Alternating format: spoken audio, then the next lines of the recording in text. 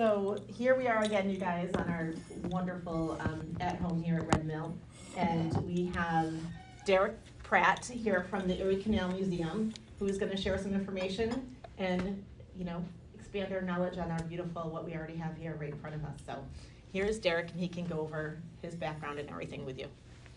Great. Thank you, Derrick. Thank you. And thanks everyone for coming out. I gotta say, I rarely get to give my Erie Canal talks with this good of a backdrop. That's canal related too. And then we have a special Baldwinsville focus for this talk from my usual one. So hopefully you learn a little bit more. I'm just curious, how many people have been to the Erie Canal before? Should be everyone, because you can just walk out your door, literally right there. Great. Well, let's learn a little bit more about this canal. So a little bit more about me. I'm originally from Chittenango, but I currently live in Baldwinsville too. So I'm very happy to be doing this right now. So the Erie Canal, what is it? Where did it come from? Why did we build it? Well, to answer that story, we've got to go back a ways in time. About 12,000 years ago, that's when the last ice age starts to end. And all the glaciers begin receding. They had gone all the way down into Pennsylvania.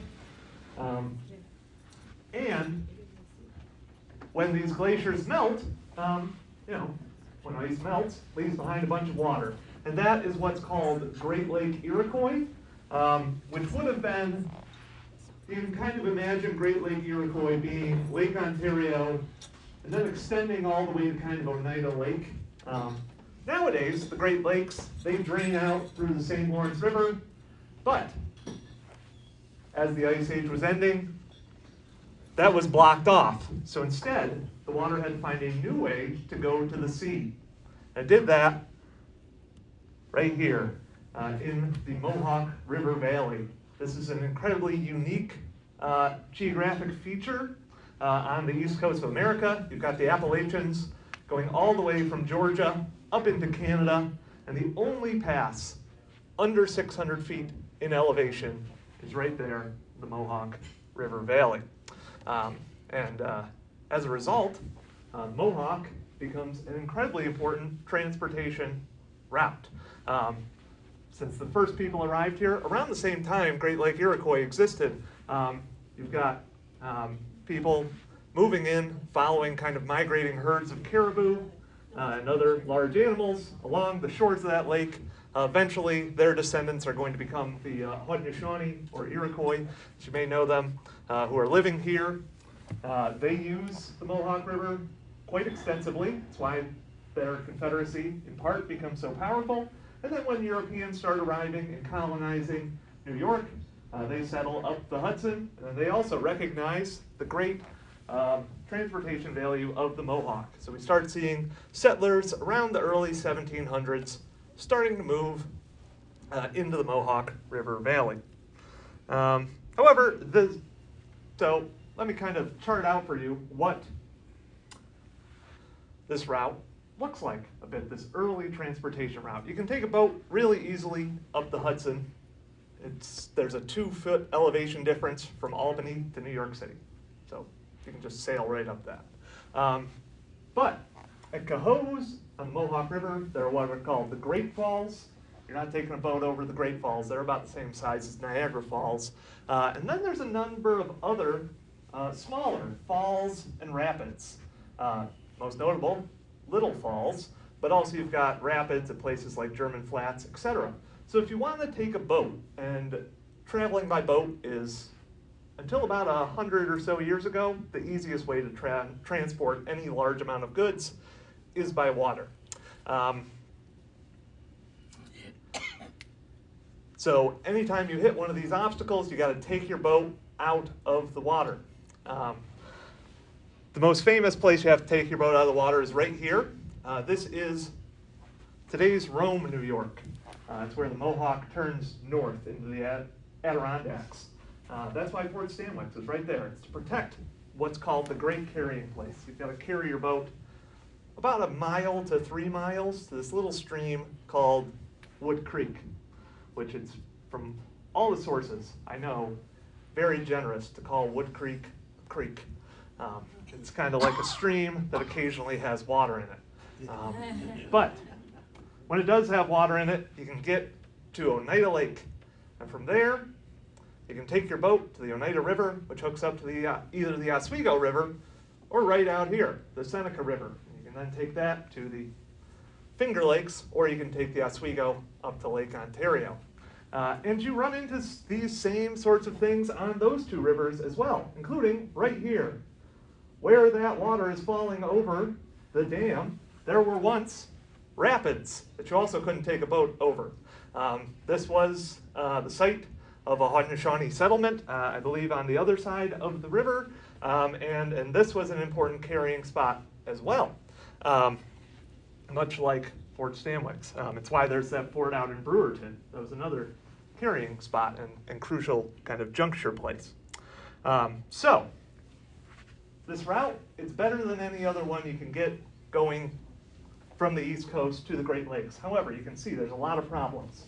Your boats are restricted in size. This is a model at the museum we have of about what would have been traveling on, like the Seneca River in the late 1700s. So it's called a Durham boat. Could carry at most 10 tons.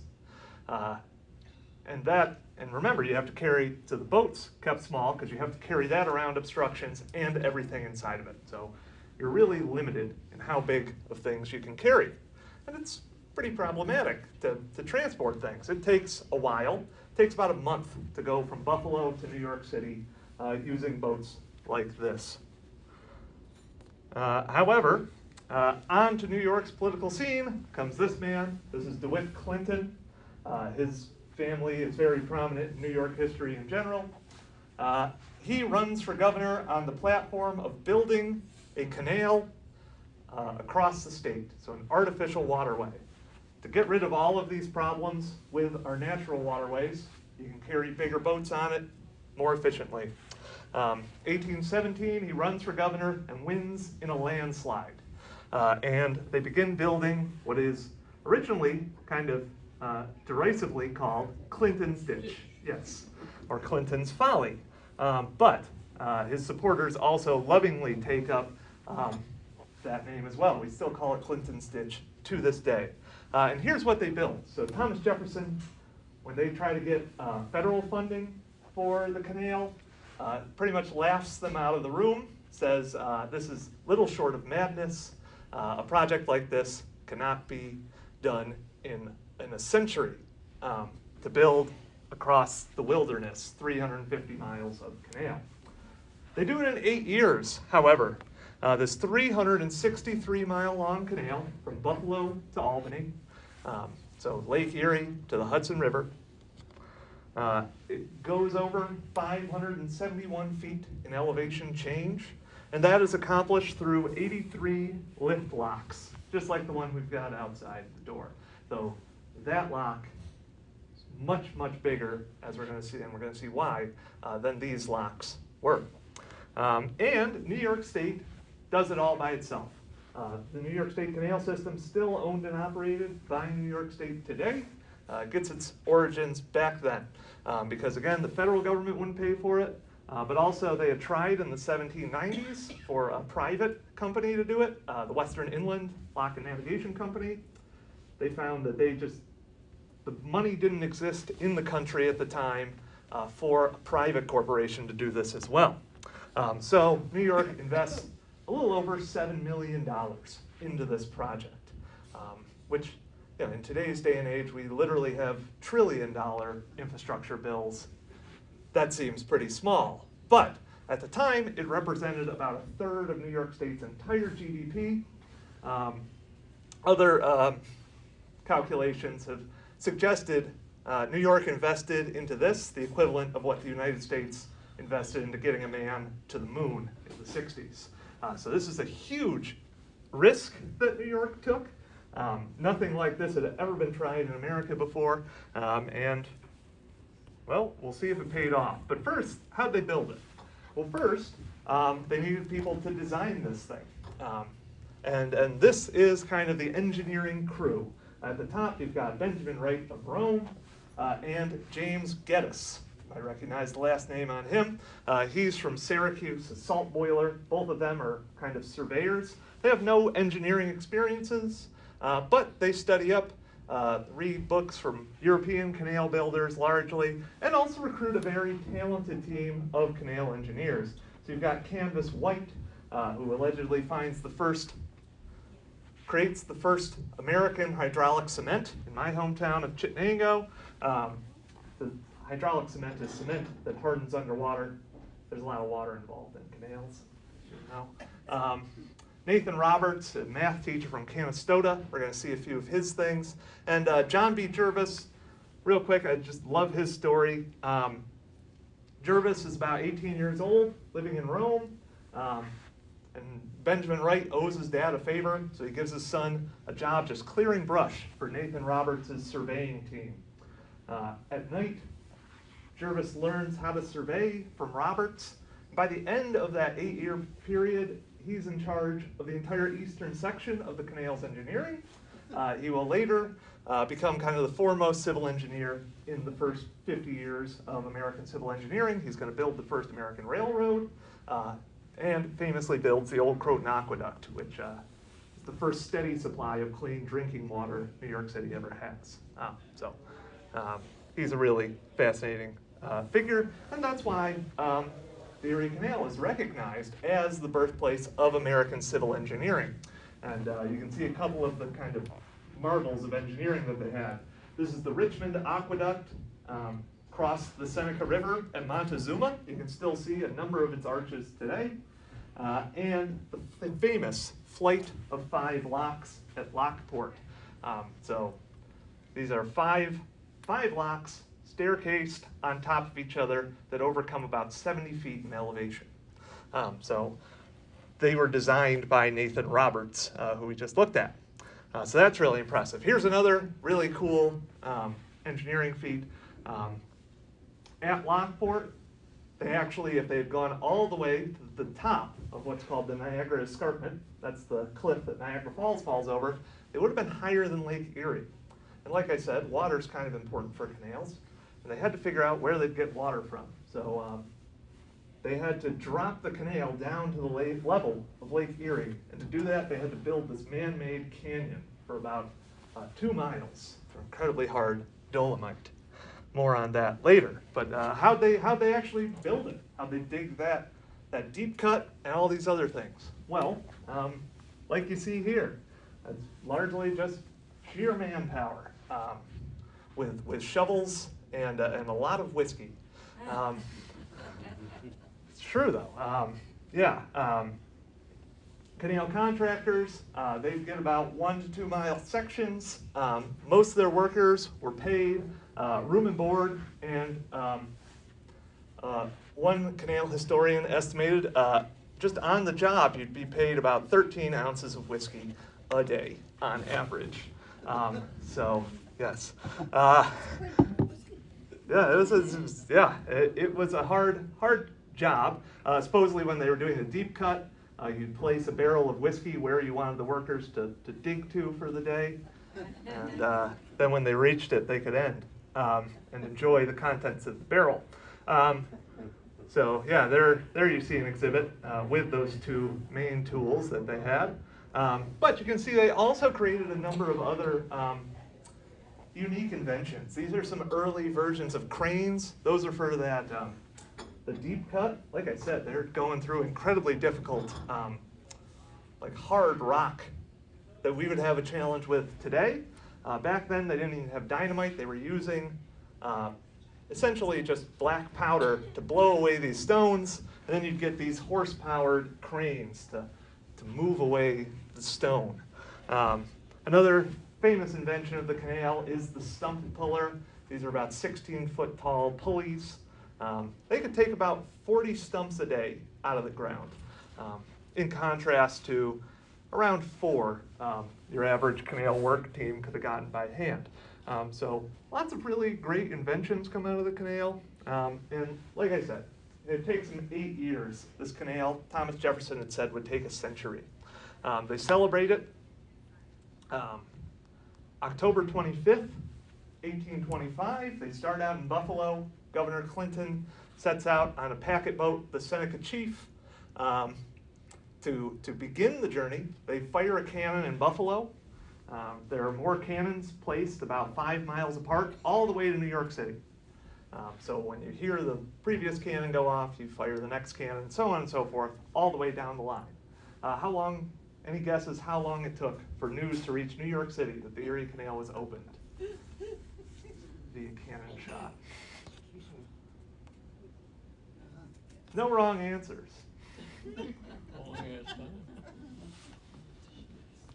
What was that? 10 minutes? 10 minutes? A little bit longer than that. It took 90 minutes for the news to reach New York City, which is the fastest news had really ever traveled in history at that point. So it travels about 500 miles in 90 minutes. The news, the canal was open. And then DeWitt Clinton sets off down the canal with his entourage, stopping in every kind of canal town along the way. They fire off more cannons every time. He must have been deaf by the time he got to the end, because they just love shooting off cannons any chance they could, seemingly, on this trip. But anyway, and then he reaches New York Harbor. They're towed down by a steamship, because that's why the canal's important, right? It connects the Great Lakes all the way to Minnesota to the Atlantic Ocean at New York City. I love Buffalo and Albany, but no one really wants to go there. I'm trying to get to New York. So they get to New York Harbor, and this happens. DeWitt Clinton has brought with him a bucket full of Lake Erie water, which he then dumps into New York Harbor, and the famous wedding of the waters, showing the unification of those two waterways. So it's a major moment in American history. Interesting thing coming up in 2 years. At the moment, in Buffalo Harbor, they are recreating the boat that Clinton went to New York on, full-size model, and it will, for 2025, the bicentennial of the canal's opening, be traveling down the canal. So, 2 years, you can look out that window over there, and at some point, you will see a historic Erie Canal boat traveling right past here. Okay, there you go. So, I said there'd be a little bit of Baldwinsville content as well. Baldwinsville had a canal before New York did. Here is a lock on the Baldwin Canal, originally constructed in 1809 by Dr. Jonas Baldwin. It would have been right over there on the other side of the river. It was about 1.5 miles long, so it just would have gotten you around the rapids that would have been here. They built a dam right about where the current dam is now to get the water high enough for boats to enter the canal. The president of the Canal Society of New York thinks that that dam, that one right there, the stones you can see were placed later, but the foundation is still from that original 1809 dam, it's believed, at least parts of it. So that is believed to actually be the oldest, still in use bit of canal infrastructure on the whole system. So it's pretty impressive. You're looking at history every day right out the window. Here's another view of the Baldwin Canal. You can see going by right around here is where the Dunkin' Donuts is today. So Baldwinsville has this long canal history. It's owned and operated by the Baldwins until the 1840s, at which point the state takes it over. But the state also builds a towpath along the Seneca River, so you can hook it up to the larger New York State canal system as well prior to that. And you can see a number of industries spring up on its banks. Here we see another image, again, relatively close to the library, Dunkin' Donuts, etc. here. This is a delivery of tobacco. Tobacco is a large industry in this area, but you've also got pumps across the way near Kinney's. Yeah, and a lot of other industries here in Baldwinsville. And this is downtown Syracuse. This is Clinton Square. So let's talk about after these canals open. We've seen a little bit of it in Baldwinsville. The canal stimulates industry, stimulates commerce in a lot of ways. Another nickname of the canal is Mother of Cities because these cities were born along its banks. So Syracuse, 1820, had 250 residents. By the end of the 1800s, it has 100,000. Buffalo, similarly, has about 2,000 residents. When the canal opens, by the end of the century, it's the 9th largest city in America. Rochester, the term boomtown literally got coined to describe Rochester as it exploded in growth after the canal opens. It has something like 400% population growth in the 1830s. And every city, so Utica, Albany, Schenectady, Lockport, they all grow up around the canal, and then also smaller towns. Where I'm from, Chittenango, canal town, more people were living in Chittenango in like the 1860s during the heydays of the canal than currently live there today. And there was more diversified industry as well. Though a lot of these towns developed their own kind of unique individual industry that really sets them apart in a lot of ways. Syracuse is the salt city, produces about 80% of the nation's salt. Rochester is originally called the Flour City, F-L-O-U-R, because it made about 70 to 80% of the nation's flour out of wheat.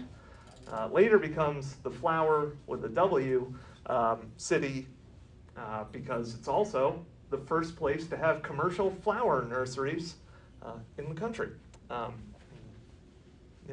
Little Falls is the cheese capital of the world. Canastota gets famous for its onions. Originally celery, though. So all of these towns and cities grow and thrive along the canal. Here we see Syracuse in the mid-1870s. You can see down here, these are all of the salt fields. That's the Erie Canal. This is the Oswego Canal, which is another canal that branches off of the Erie. And I want to focus real quick right there at the intersection of those two canals, because it's an important thing to talk about. I mentioned New York invested a ton of money into building this canal. So how'd they pay for it? Well, they decided the best way to make it paid for is to tax the people who are directly using and benefiting from the canal. And they do that through the construction of these waylock buildings. There are 7 of these across the state. Every canal good had its own toll rate charged on it. You'd bring your canal boat into this area here. At the beginning of the season, they'd weigh your boat empty. So then, every time after that you went through, they could subtract that weight and figure out how much you were carrying in your canal boat. Then charge you a toll for whatever it was. New York State paid off the original canal, that massive investment, in 10 years. They then reinvested it. The canal was already too small by that point, 10 years later. So it was originally 4 feet deep, 40 feet wide.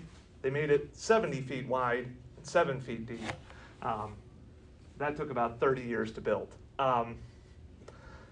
But anyway, that's what this building, this is Syracuse's Waylock building, constructed in 1850. It was built to hold those much larger canal boats on that second 70-foot wide version of the canal. They stopped collecting tolls in 1883 so they could remain competitive with the railroads.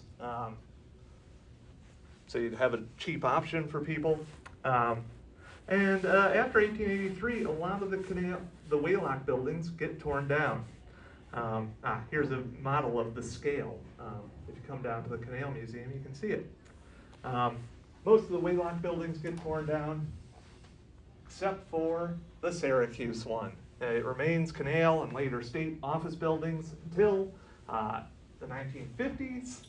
It's supposed to be torn down in the construction of I-81, but protests from the Canal Society of New York and the Junior League of Syracuse saved it, and it was purchased by Onondaga County on the premise that it be a Erie Canal Museum, and thus was born my employer. So yes, that's why the Erie Canal Museum exists where it does, right in downtown Syracuse, and we are housed in the only remaining Erie Canal waylock, that's for sure, and we believe the only remaining waylock in the world. So here's the Erie Canal. That canal is so successful that every other state and every other corner of the state as well wants in on the success of canals. It sparks a period known as Canal Mania, where everyone wants their own canal. However, none of them are going to be as successful as the Erie. The Erie was really in the right place at the right time. Not only does it connect these two incredibly important waterways to each other through this Mohawk River Valley gap that is unique pretty much anywhere, but also it gets completed early enough that railroads aren't going to be able to outcompete it for a while, which is the case with most of these other canals here as well. Here we see another map. This is the Erie, and all these lines running off the side of it are side canals to various parts of the state, because every corner of the state also wanted their own canal. Some of them worked out, like the Cayuga-Seneca Canal, hooked up the Cayuga and Seneca Lakes. They're really creative with names on the canal.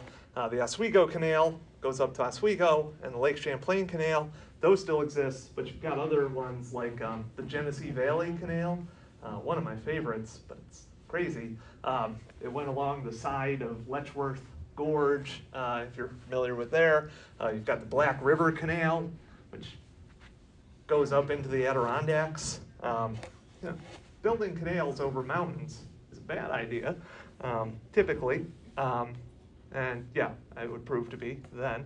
But anyway, so that's one way the Erie Canal changes New York and builds it economically, but it also transformed New York socially. So remember, I said it took about a month to get from Buffalo to New York prior to the canal being built.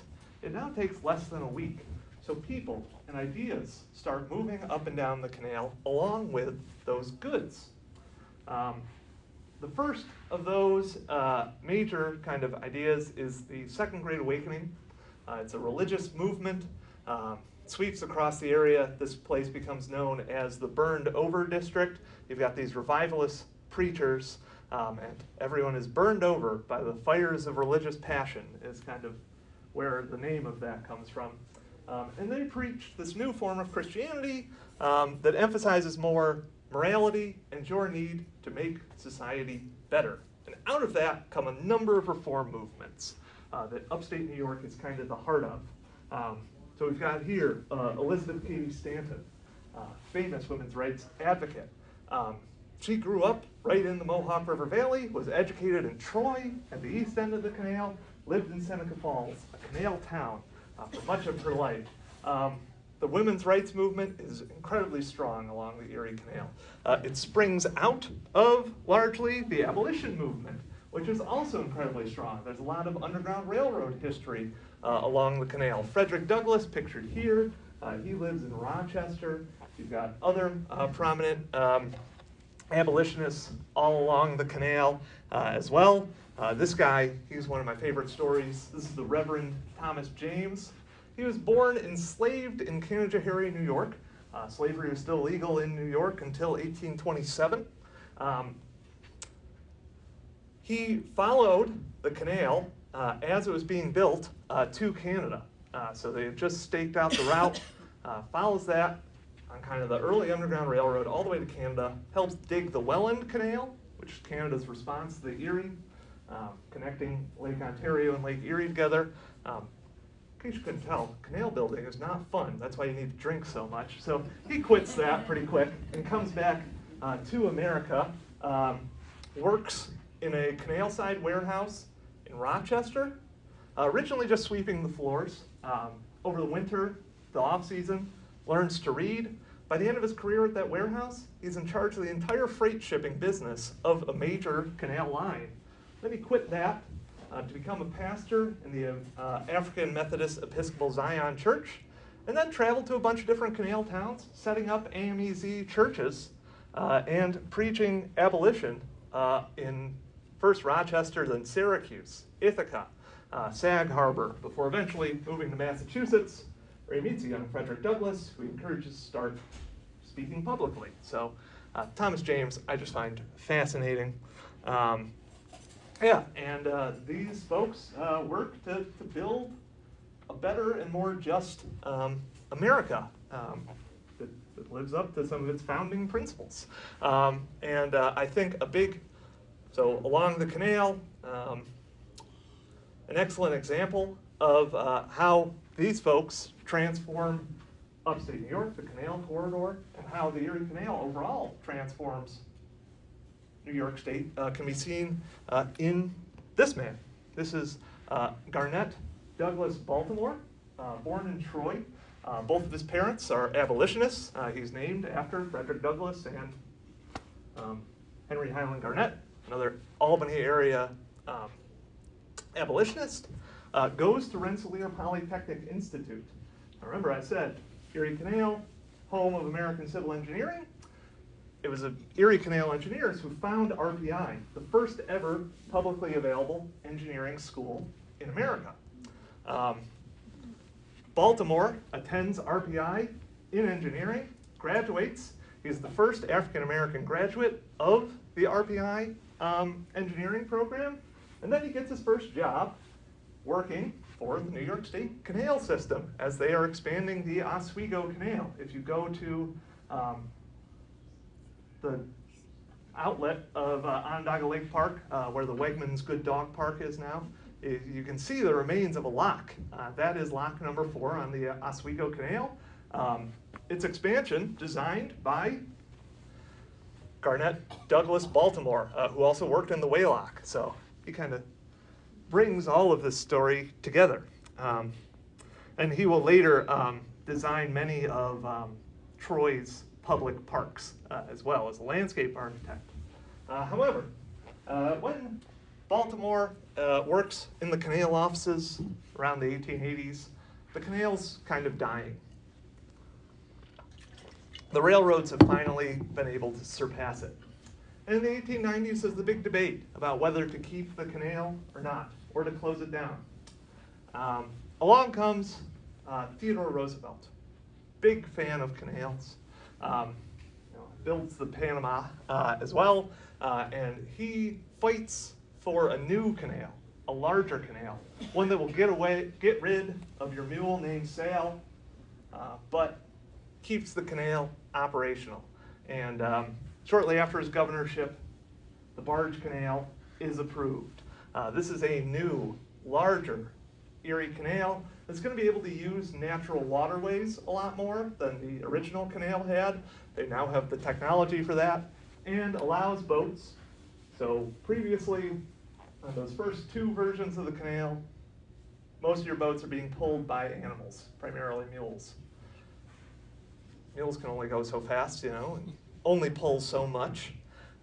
So they tried to build a new, larger canal with self-propelled boats, or boats that can move by tugboat. It's a barge which has a minimum width of 120 feet and a minimum depth of 12 feet. Thankfully, they made these numbers easy to remember for historians like me. Around 1905, they start building the barge canal. This is, you may be familiar with that bridge right there. This is them building the Baldwinsville lock, what's going to be lock E24. It's actually one of the first locks ever built on the canal system. It's actually the first lock to ever operate on the barge canal. Yes?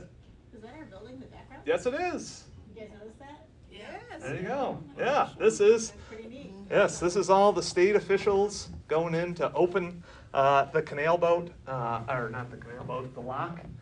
This man right here, that's William O'Brien. He worked in where I work. He lived right next to the library, actually. But anyway, yeah.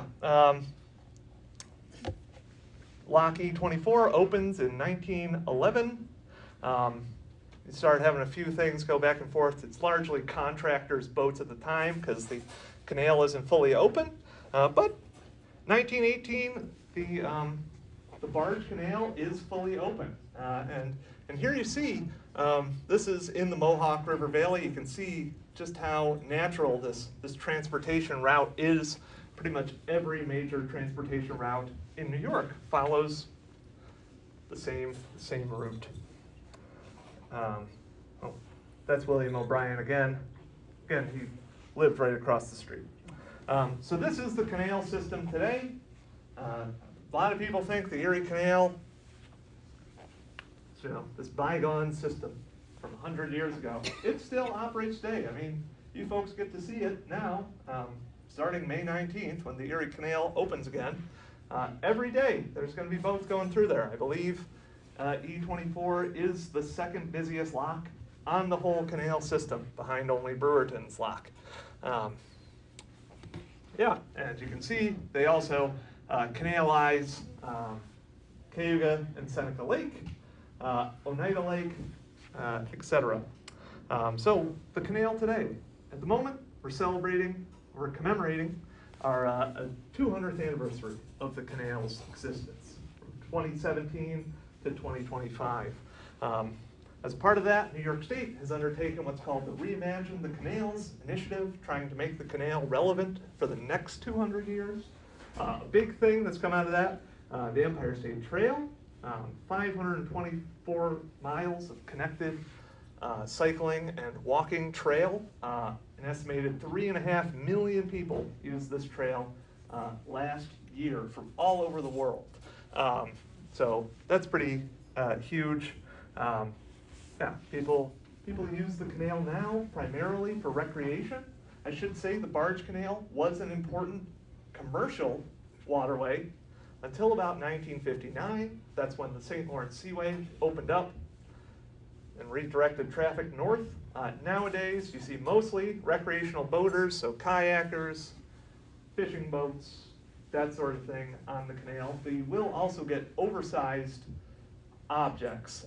Famously, in 2017, Genesee Brewing was redoing their brewery, so they had to have these giant kind of, I don't know what you would call them, kegs almost, move through the canal because they were too big to go on the thruway or railroads. The canal's still central to its communities. There's lots of community events all along the canal, and the new plans are to hopefully make the canal even more integral to communities in a lot of ways. This is a idea for a pocket neighborhood in Canastota. The idea is going to be they're going to build this kind of housing development on the shores of the canal, and you can then access all of its recreational opportunities, and the community that would have once existed along the canal will be kind of reborn. Similarly, in western New York, they're using Erie Canal water to irrigate a lot of new crops in western New York. That's a big initiative, trying to make them more resilient to drought. Any golf fans here? No? Okay. Well, if you were, the PGA championship next week, I think, is going to be at Oak Hill. Those greens are watered by Erie Canal water. They've had an agreement with the state since the 1930s to irrigate their greens with canal water. So remember that next time you're watching PGA. So that's about all I got to say. Are there any questions? Yes? What's the deepest lock? The deepest lock. That currently is the lock at Little Falls. Hey! Oh. Where are you from? Little Falls. Little Oh, Falls. okay, yes. At one point, it was the tallest lock in the world. I think another one's replaced it, but yeah, that's an impressive lock. I had a feeling he knew the answer to that one already. Yes. Yes. The western section gets drained. How Yeah. does it get refilled and from where? If we go back here, western section, you're right, does get drained. Most of the water in western, until you get to about Montezuma, comes from Lake Erie. So there are other feeder streams to it as well. Will that then be opened by May 19th also? Yes.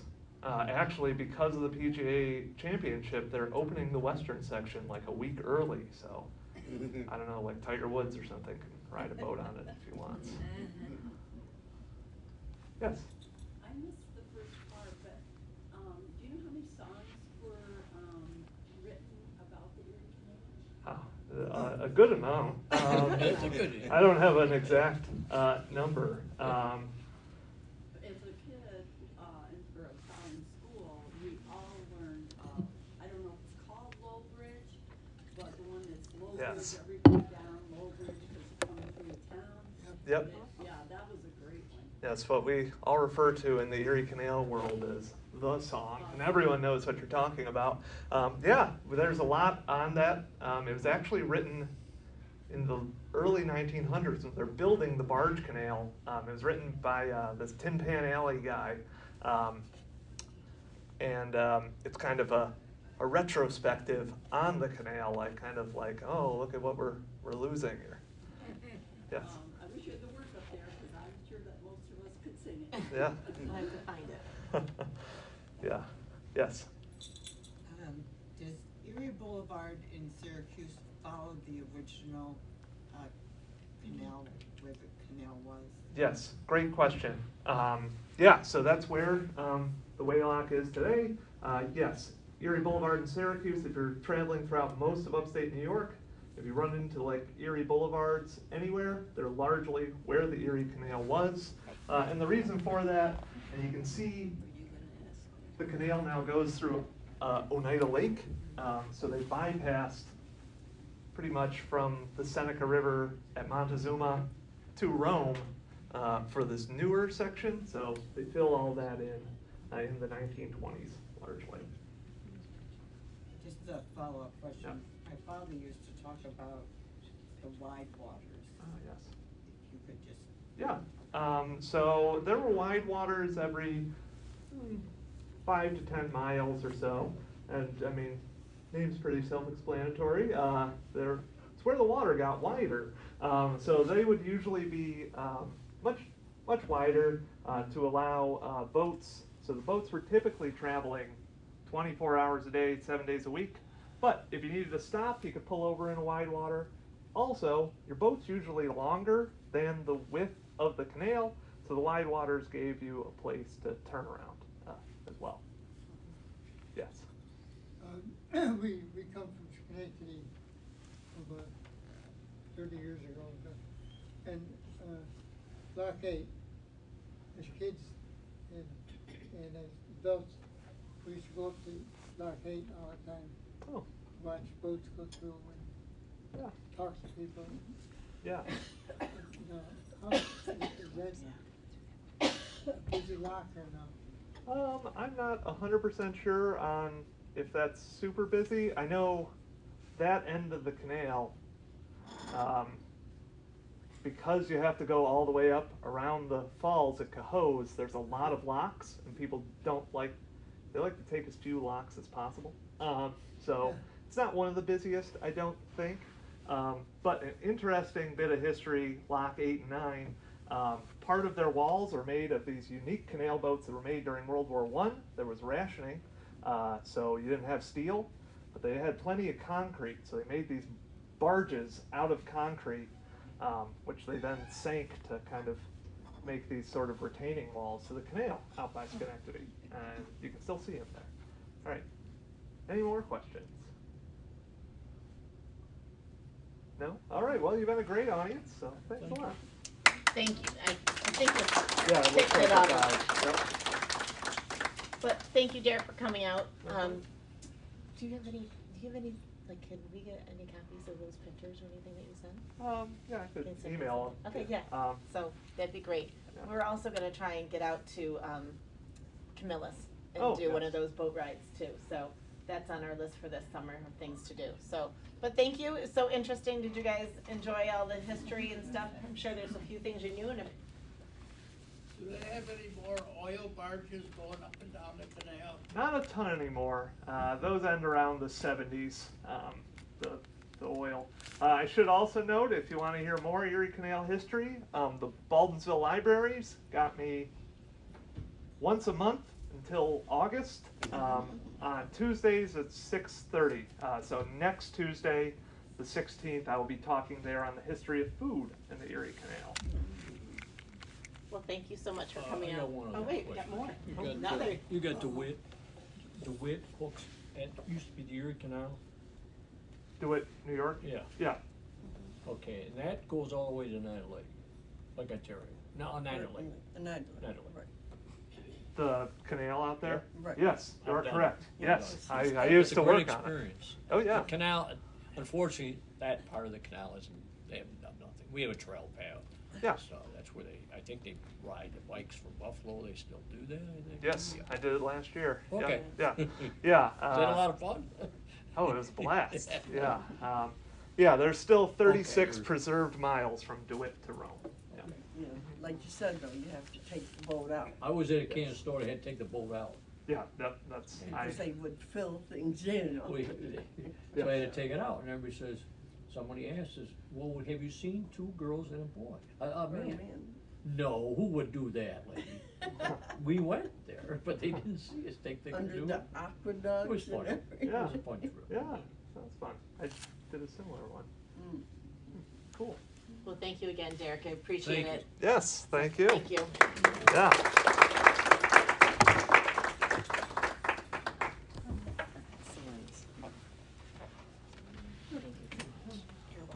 Derrick, thank you. Yes. That was so neat when I saw that picture. At first, there's a couple pictures that I thought was maybe the building, but then he's like, that's Dunkin' Donuts. I'm like, okay, that's not us. Then I'm like, I swear that's us. It has an M up there. It's gotta be us. Yes. It was super cool to see, right, guys?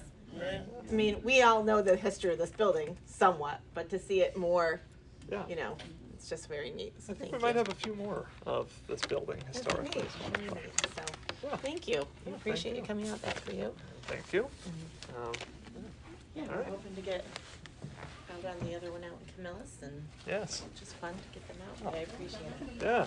Let's stop by the Camille Museum. I know, Yeah. we'll have to do that. We've got our gingerbread gallery. I know, I was thinking that before. Do you have,